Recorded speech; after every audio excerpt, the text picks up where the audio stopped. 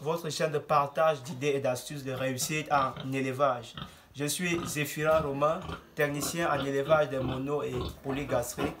Et dans cette vidéo, je vais à nouveau vous parler du rouget. Pourquoi le rouget? Parce que là, je suis dans la ferme d'un client qui a sollicité mon expertise. Et ce que je constate sur place, c'est que ce client est atteint par le rouget. Donc cette ferme est atteinte du rouget.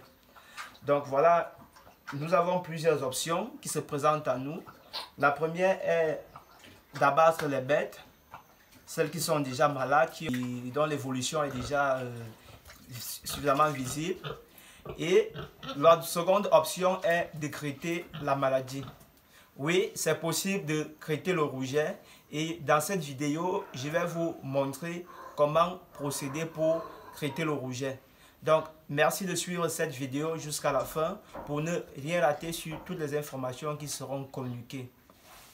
Comme vous pouvez le constater, la bête que nous avons là devant nous est déjà atteinte du rouget, mais tous les symptômes ne sont pas encore facilement visibles pour un profane.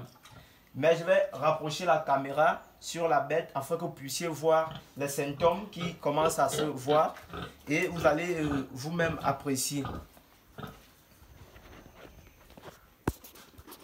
Donc déjà voilà la bête en question. La première chose que vous allez constater, c'est que elle n'a pas fini son aliment, donc son appétit a baissé parce que ce sont des quantités qu'elle finit toujours tous les jours. Ça c'est la quantité matinale, mais aujourd'hui elle n'a pas fini et ça fait 2 jours qu'elle n'arrive pas à finir sa quantité. La deuxième chose, c'est que ses côtes sont creuses. Ça veut dire qu'elle ne mange plus assez et elle ne boit plus assez. La troisième chose, vous allez constater sa vulve, elle est rouge, mais elle n'est pas en chaleur. La vulve est rouge, mais la bête n'est pas en chaleur. Et à l'intérieur des cuisses, vous allez voir des petites traces de rougeur. À l'intérieur de ses cuisses, vous voyez des petites traces de rougeur. Là, au niveau des pattes avant, au niveau des pattes arrière, vous voyez des petites traces de rougeur. Au niveau des oreilles, vous pouvez aussi voir des petites traces de rougeur. Ce sont des lésions articulaires. Même sur sa peau, vous pouvez voir quelques lésions articulaires. Donc là, nous sommes en présence du rouget, mais qui est en phase démarrage. Donc, si rien n'est fait, d'ici 3 jours, cette bête va succomber par cette maladie. Donc, c'est le moment idéal pour lancer le traitement.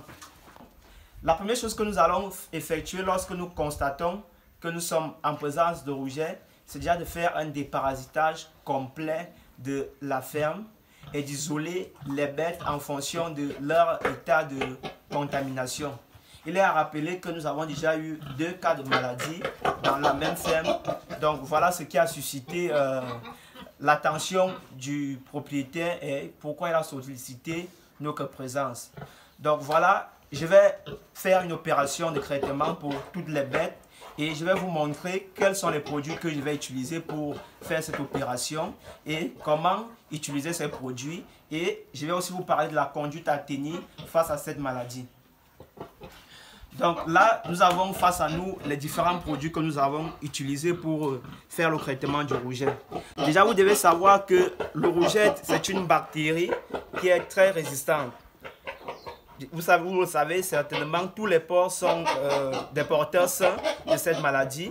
Donc c'est une maladie qui mute de façon continue dans les porcs. Donc ne soyez pas surpris que vous ayez fait des vaccins préventifs contre la maladie, mais que vous soyez quand même atteint. C'est normal et ça s'explique parce que c'est une maladie qui se provoque par des changements climatiques, comme en ce moment, par la qualité de la tenue de la loge ou par l'état sanitaire des bêtes. Et le rouget attaque facilement les bêtes déjà adultes parce que leur système immunitaire est suffisamment faible. Donc voilà pourquoi ce sont les bêtes adultes qui sont les plus attaquées, les plus exposées face à cette maladie. Donc là, ce que moi je peux vous donner comme conseil, c'est souvent lors de faire vos traitements préventifs au moins 2 semaines avant un changement climatique. Parce que ce sont des périodes, des phases de stress qui vont s'accumuler sur les bêtes. Et si rien n'est fait, ou alors si vous faites le traitement pendant la période de changement climatique, il sera trop tard. Même après votre traitement de Ruvax, il est possible que vous ayez des cas de maladie si dans la ferme, vous avez des sujets qui sont faibles ou qui sont déjà suffisamment adultes pour être facilement exposés à la maladie. Il est important de savoir que le germe du rouget est particulièrement sensible à la pénicilline. Donc, en utilisant un produit ou un antibiotique contenant de la pénicilline à forte dose, vous pouvez combattre et lutter contre le rouget. Donc, nous allons utiliser un antibiotique qui contient de la pénicilline à forte dose, que nous appelons le Pentrep 400%. C'est un antibiotique très fort qui contient de la pénicilline. Donc, on peut l'utiliser pour soigner le rouget ou pour prévenir le rouget. Nous allons aussi associer à cet antibiotique de la vitamine. Pourquoi de la vitamine? Pour stimuler l'appétit et pour redonner de l'envie aux bêtes de se nourrir et de s'alimenter. En plus de cette vitamine, nous allons utiliser du calcium. Pourquoi le calcium? Parce que le calcium va refortifier les sujets déjà atteints et va augmenter leur chance de survie. Et par la suite, nous allons faire un déparasitage global de la ferme, des loges et des bêtes en question à l'aide d'un virunette et du javel. Ce qu'il est important de savoir, c'est que tout ce que vous allez poser comme acte dans votre ferme est très important. Ça peut servir à aider à propager la maladie davantage ou à la réduire au maximum. Voilà pourquoi vous devez être très minutieux sur l'usage du matériel. Les seringues que vous utilisez, chaque bête devrait avoir sa seringue. Donc là, la première chose que nous allons commencer par faire, c'est se protéger déjà. Donc nous allons arborer nos gants. Parce que nous allons toucher toutes les bêtes. Donc, il est important de prendre le maximum de mesures de précaution. Donc, voilà. Après les gants, nous allons préparer notre solution de désinfection pour nous désinfecter nous-mêmes déjà. Et par la même occasion, désinfecter les bêtes que nous allons traiter. Donc, nous avons notre seau d'eau qui est là. Et nous allons faire un mélange avec notre virunette.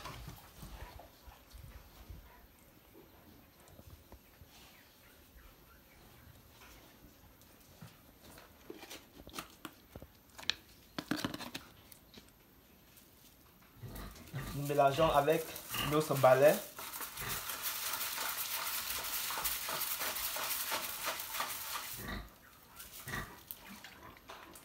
Donc voilà, nous avons notre solution de désinfection prête. Nous allons ajouter du javel. Voilà, pour le virunette, vous devez utiliser une cuillère à café pour 1 litre d'eau. Donc là, c'est un seau de 10 litres dont nous avons utilisé 10 cuillères à café. Là, nous ajoutons le javel. Voilà. La solution est prête et nous allons passer au lavage de notre bête. Déjà, donc, il faut la protéger. Il faut la protéger de la propagation de la maladie.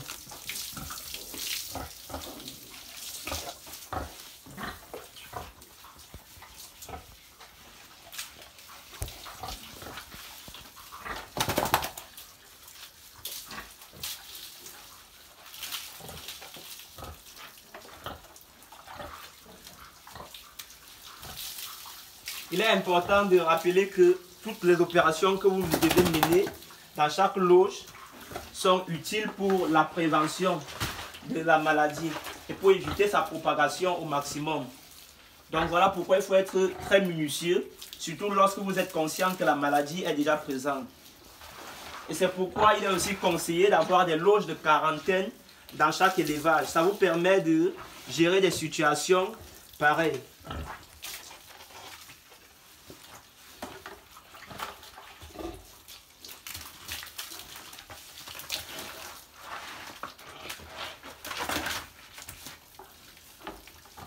Donc là, notre sujet est déjà désinfecté. Nous allons passer maintenant au traitement.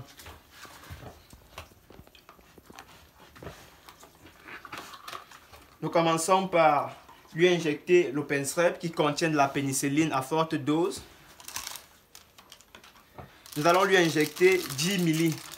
Là, c'est une dose curative. Et ce traitement est à répéter pendant 3 jours.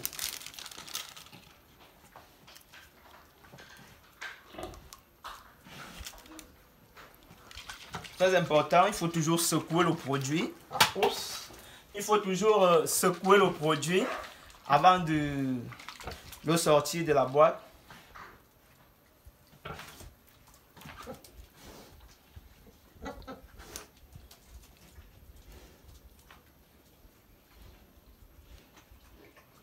Voilà, nous avons nos 10 ml de produit.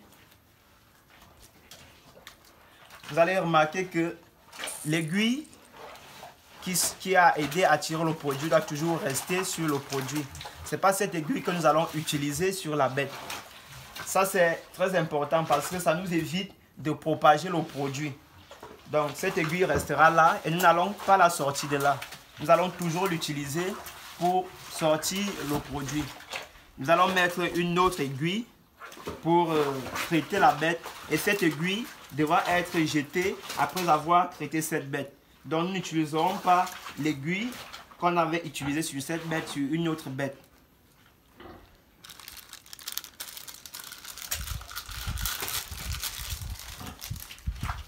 Donc là, c'est l'aiguille de traitement qui doit être jetée juste après le traitement.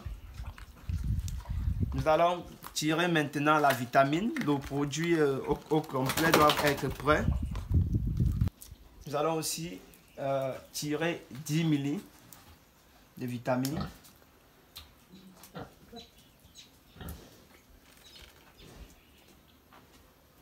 C'est bon. Et c'est le même processus. Nous laissons l'aiguille et nous prenons une nouvelle aiguille pour le traitement.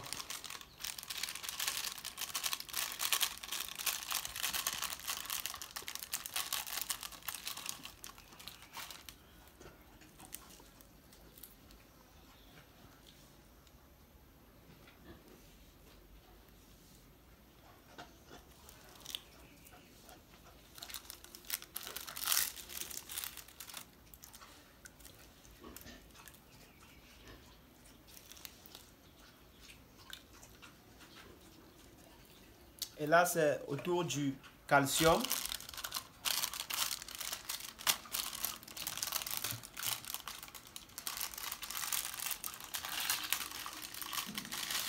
Et c'est le même processus, ça sera le même processus pour tirer les produits. Les aiguilles qui servent à tirer doivent rester toujours fixées sur les boîtes.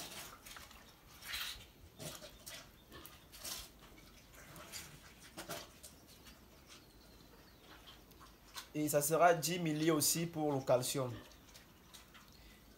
Il est important de rappeler que le traitement du rouget doit être précoce. Une fois que la maladie est déjà présente, vous devez faire le traitement sur les bêtes qui ne sont pas encore en état de faiblesse avancée ou qui n'ont pas encore développé la maladie de façon avancée. Ce n'est que dans ces conditions que vous avez le maximum de chances possibles de réussir à sauver vos bêtes. Donc voilà, nous allons passer maintenant au traitement.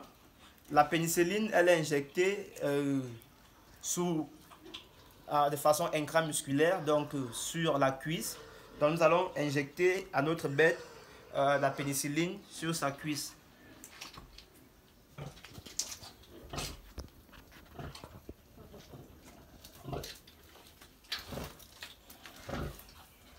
Nous la caressons juste un peu pour qu'elle soit tranquille.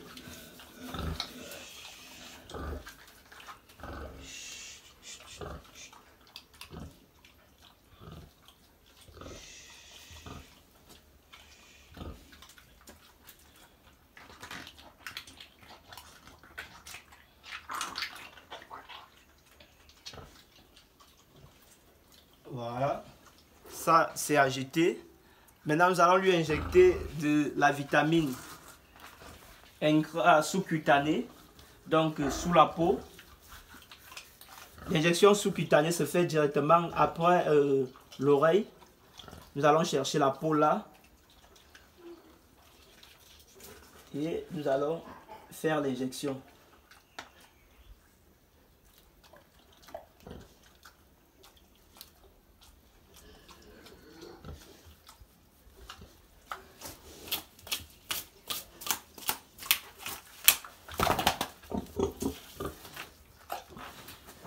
Elle nous a laissé suffisamment de temps pour qu'on puisse l'injecter.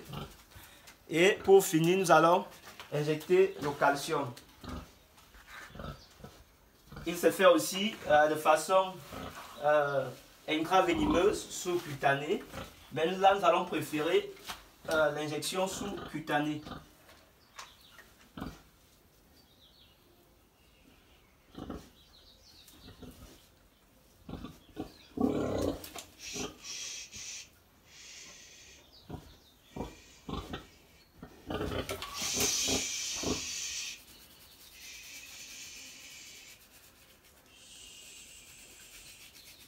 Là, il faut céder à ses caprices. Voilà. Donc, nous venons de finir notre premier traitement curatif contre le rouget. Vous pouvez voir que à l'instant où nous avons fait ces injections, les rougeurs continuent de paraître. Donc voilà. Et ça, c'est dû à l'antibiotique. Parce que l'antibiotique que nous administrons à la truie va accélérer le processus et va nous permettre de mieux voir la maladie qui était présente et qui somnolait en la bête. Donc voilà, là le traitement terminé. Nous allons passer maintenant à la désinfection globale de la loge.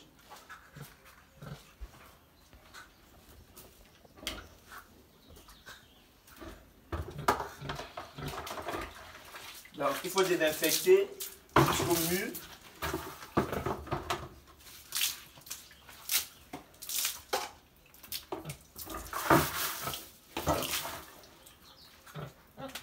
Voilà, une fois le traitement de la bête terminé, nous allons procéder maintenant au traitement ou au déparasitage de la loge. Donc nous allons à nouveau préparer notre produit.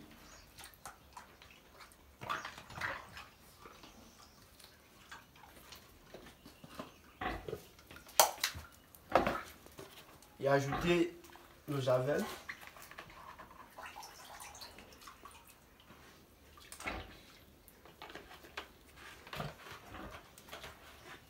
Et là, nous allons utiliser un pulvérisateur.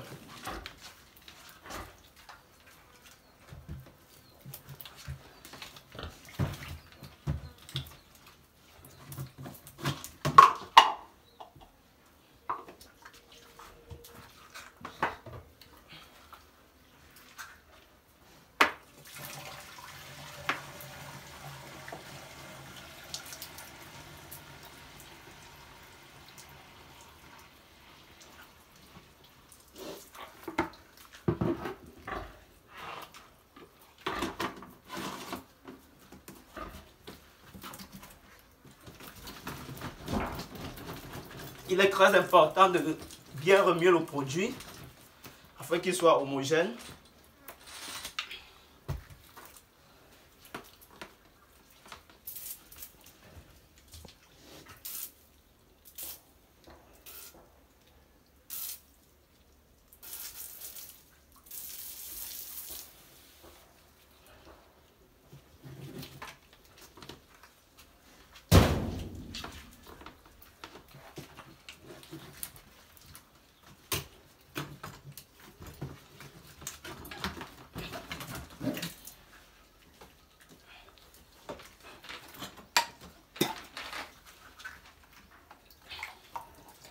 Donc là, nous allons passer au déparasitage de la loge. Donc nous allons asperger le liquide déparasitant sur toutes les surfaces de la loge. Nous allons commencer par le mur.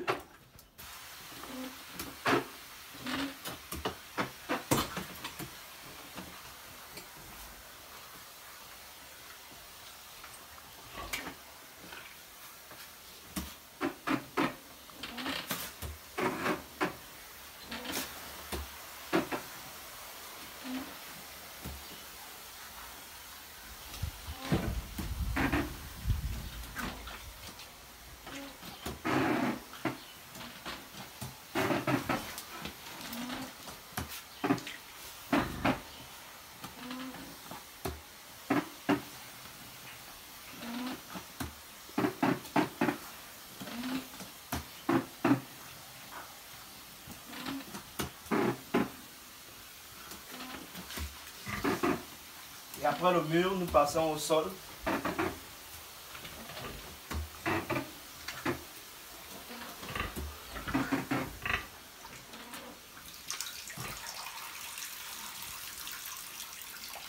Donc voilà. Nous avons fini notre phase de traitement curatif contre le rouget dans cette loge. Donc nous allons passer dans les prochaines loges. Et à chaque fois que nous allons quitter une loge pour une seconde loge, nous allons nous déparasiter à nouveau. Nous allons déparasiter notre matériel et nous allons utiliser de nouvelles seringues pour pouvoir administrer le produit aux bêtes qui ne sont pas dans cette loge. Cela est important parce que ça évite au maximum la propagation du produit. Et ça permet aussi de bien contrôler l'évolution des bêtes. Donc voilà, vous savez désormais qu'il est possible de traiter le rouget, mais à condition que ce traitement soit fait de façon précoce. Alors pour que ce traitement soit fait de façon précoce, il vous faut déjà pouvoir détecter la maladie à temps. Cela permettra et laissera le temps aux bêtes de recevoir le traitement et de pouvoir être sauvées. Donc voilà, nous allons répéter cette activité pendant 3 jours et nous allons voir ensemble l'évolution de ces bêtes. Donc, merci d'avoir suivi cette vidéo jusqu'à la fin. J'espère que vous avez apprécié toutes les informations qui ont été véhiculées dans cette vidéo. Si vous avez des préoccupations ou des soucis liés à l'élevage, n'hésitez pas à nous laisser vos préoccupations en commentaire. Je me ferai un plaisir de vous répondre. J'espère que vous êtes déjà abonné dans cette page. Si ce n'est pas encore le cas, je vous invite massivement à vous abonner et à partager. N'hésitez surtout pas à me laisser vos avis sur cette vidéo en commentaire. Ciao, ciao.